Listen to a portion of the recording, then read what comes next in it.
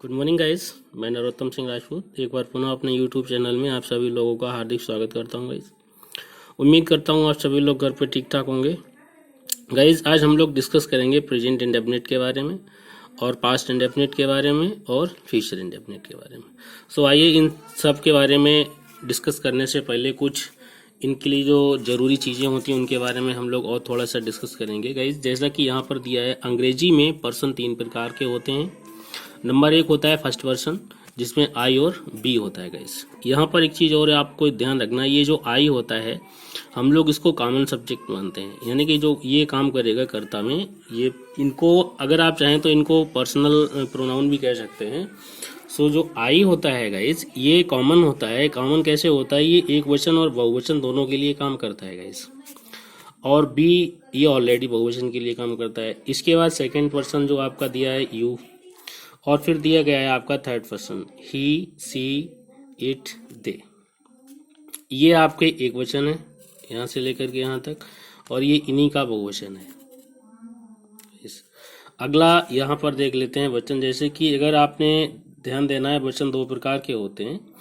एक वचन यानी कर्ता जो काम करने वाला होता है, अगर गिनती में 1 है तो उसको हम लोग एक वचन मानते हैं। और जो कर्ता जो काम करने वाला व्यक्ति होता है, वो अगर गिनती में 1 से ज़्यादा है तो वो हमारा हो जाएगा बहुवचन गाइस। और इसमें एक छोटी सी चीज़ और है, ज़रा ध्यान दीजिएगा गाइस। जैसे कि हम लोग प्रेजेंट इंडेफिनिट जब पढ़ते हैं तो उसमें एस और ईएस का प्रयोग करना पड़ता है गाइस मुख्य क्रिया में।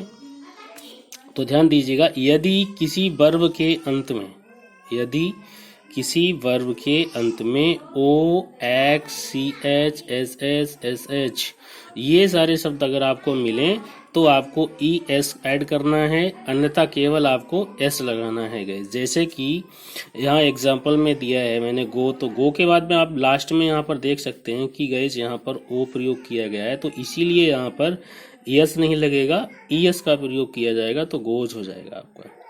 और अगर आप नाउन में इनका प्रयोग करते हैं तो वो भी आपका इसी प्रकार से होगा। जैसे मैंगो है तो मैंगो में केवल एस नहीं लगेगा, वहाँ पर ई एस का प्रयोग करेंगे गाइस। तो यहाँ जैसे दिया है आपका डू दिया गया है, तो यहाँ पर डस हो गया है। और देखिए टीच दिया है, यहाँ पर सी एच का प्रयोग है, तो लास्ट में आपका टीचर्स हो जाता है। तो चलिए आइए देखते हैं गाइस आज सबसे पहले प्रेजेंट इंडेफिनिट। जैसे कि यहाँ पर दिया है आपके लिए प्रेजेंट इंडेफिनिट, इसको आप हिंदी में कहेंगे वर्तमान काल। और इंडेफिनिट जो होता है निश्चित अनिश्चित दोनों में काम करता है। तो इसकी जो पहचान वो शॉर्ट में है, ध्यान दीजिएगा गाइस। आप देखिए, जिन वाक्यों के अंतिम शब्द, या आप कह सकते हैं जिन वाक्यों के अंत में, या आप ये भी कह सकते हैं जो वाक्य का जो अंत होता है वो ता है, ती है पर समाप्त होता है, उसे हम लोग प्रेजेंट इंडेफिनिट टेंस कहते हैं गाइस।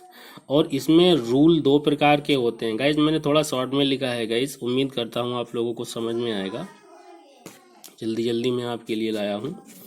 तो एक वचन जो कर्ता होता है, जो मैंने अभी बात की थी हम लोगों ने कि वहाँ पर एक व्यक्ति होता है, वो ही हमारा एक वचन होता है। तो उसमें आपको सब्जेक्ट लेना है सबसे पहले, फिर मैन वर्ब लेना है, फिर एस या ईएस का प्रयोग करना है, उसके बाद ऑब्जेक्ट, और फिर अदर वर्ड आपको प्रयोग करना है। इसी प्रकार से अगर जब बहुवचन का आप प्रयोग करेंगे तो सबसे पहले आपको सब्जेक्ट लेना है, फिर आपको मैन वर्ब लेना है, फिर ऑब्जेक्ट लेना है, और अदर वर्ड अगर आप चाहें तो लगा सकते हैं। कॉम्प्लीमेंट का भी प्रयोग होता है गाइस।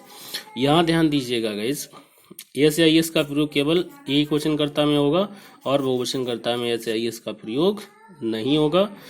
और एक चीज़ याद रखिएगा गाइस, ये जो वाक्य जो प्रेजेंट इंडेफिनिट जो होता है, इसके जो साधारण वाक्य होते हैं उनमें कभी भी हेल्पिंग वर्ब का प्रयोग नहीं किया जाता है। सो गाइज, यहाँ पर 1-2 एग्जाम्पल दिए गए हैं। जो जैसे पहला एग्जाम्पल दिया, वो अंग्रेजी बोलता है, या आप कह सकते हैं वह अंग्रेजी बोलता है।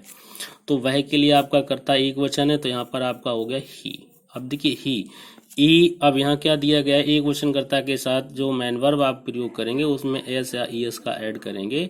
और एस या ई एस कैसे ऐड करना है मैंने अभी आपको बताया था।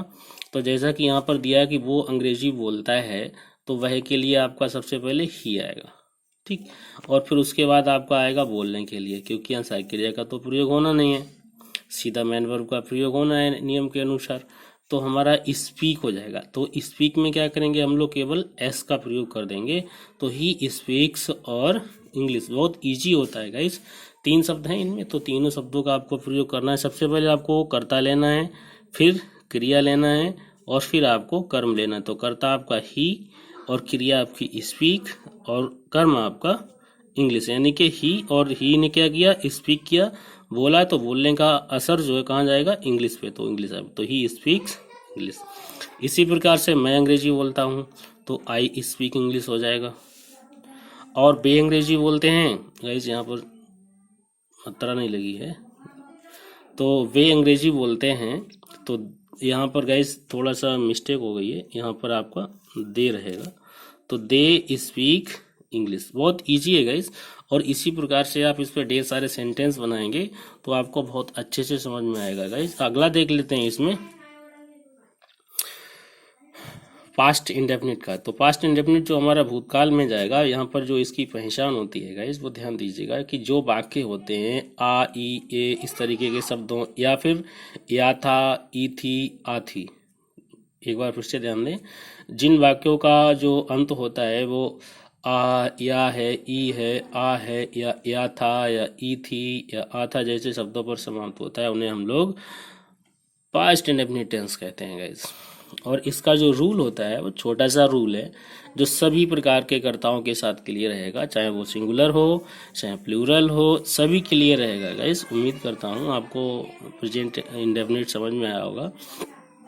तो इसमें क्या करना है, सब्जेक्ट लेना है, क्रिया का मेन वर्ब जो होता है, मेन वर्ब का दूसरा रूप लेना है, ऑब्जेक्ट लेना, और अदर वर्ड अगर जरूरत पड़ी तो, वरना जैसा कि यहाँ जो सेंटेंस दिया था कि वो अंग्रेजी बोलता है, और यहाँ पर जो सेंटेंस मैंने दिया गाइस, मैं किताब पढ़ी थी, यानी कि मैंने किताब पढ़ी थी। अब देखिए जैसे मैंने यहाँ पर दिया या, ई, आ, या था, ई थी, आ था, इस तरीके से, तो मैंने किताब पढ़ी थी की जगह आप यहाँ पर अगर चाहें तो इस तरीके से बोल सकते हैं कि वो किताब पढ़ता था।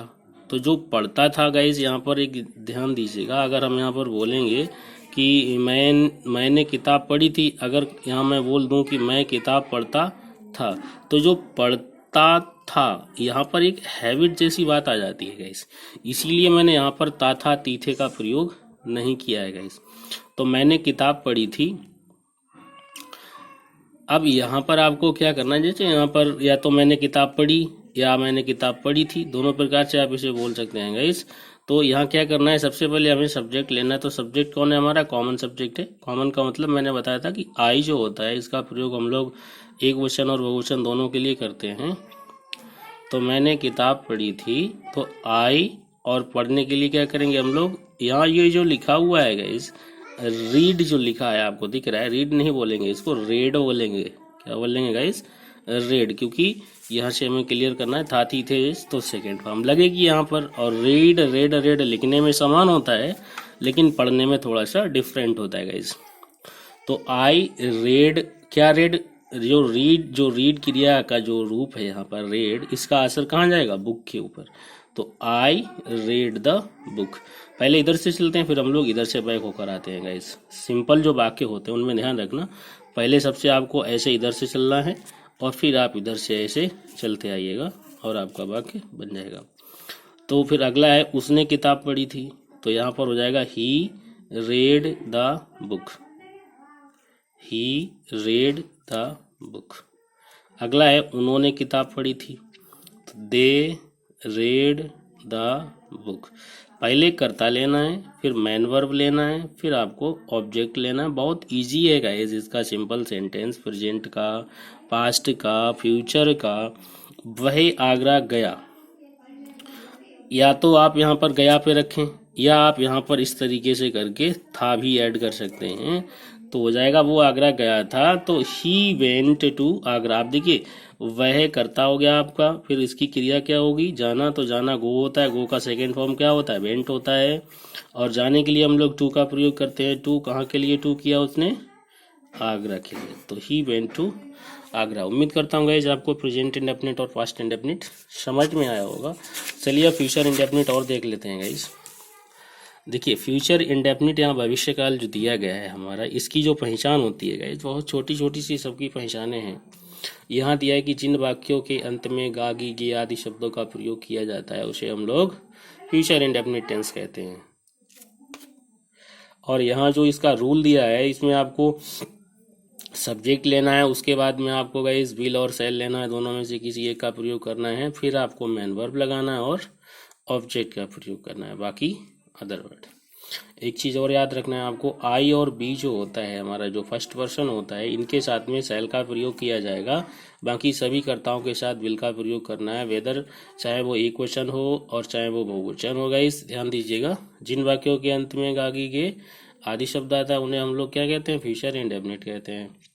दूसरी बात, इसका जो रूल होता है सब्जेक्ट फिर विल शैल दोनों में से कोई एक चूज करना है आपको, एंड वर्ब लेना है, फिर आपको ऑब्जेक्ट लेना है और उसके बाद अदर वर्ड लेना है।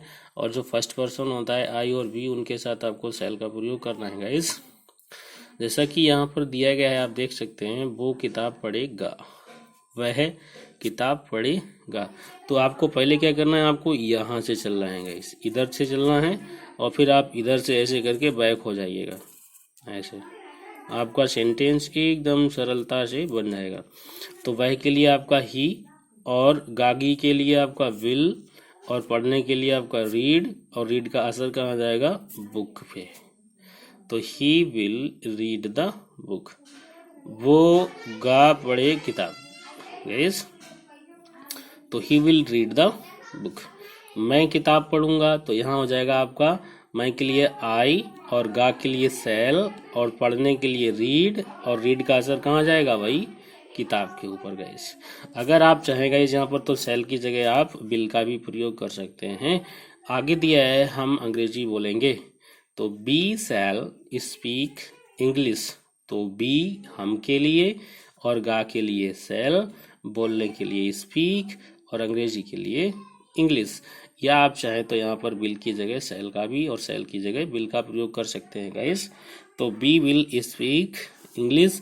उम्मीद करता हूँ आप सब लोगों को प्रेजेंट इंडेफिनिट, पास्ट इंडेफिनिट और फ्यूचर इंडेफिनिट समझ में आया होगा गाइस। अगर आप लोगों को समझ में आया है तो लाइक करें, सब्सक्राइब करें और कमेंट करें। कमेंट आपके हमें थोड़ा सा प्रोत्साहन देते हैं गाइस। अगर आपने सही से इसको कमेंट किया, लाइक किया, तो मैं कल आप लोगों के लिए इन्हीं तीनों के प्रेजेंट के जो इंडेफिनिट है, पास्ट का है, इन सब के पॉजिटिव जो वर्ब होते हैं, जो कारक वाले जो सेंटेंस होते हैं, उनका वीडियो लेकर आऊँगा। तब तक के लिए गुड बाय।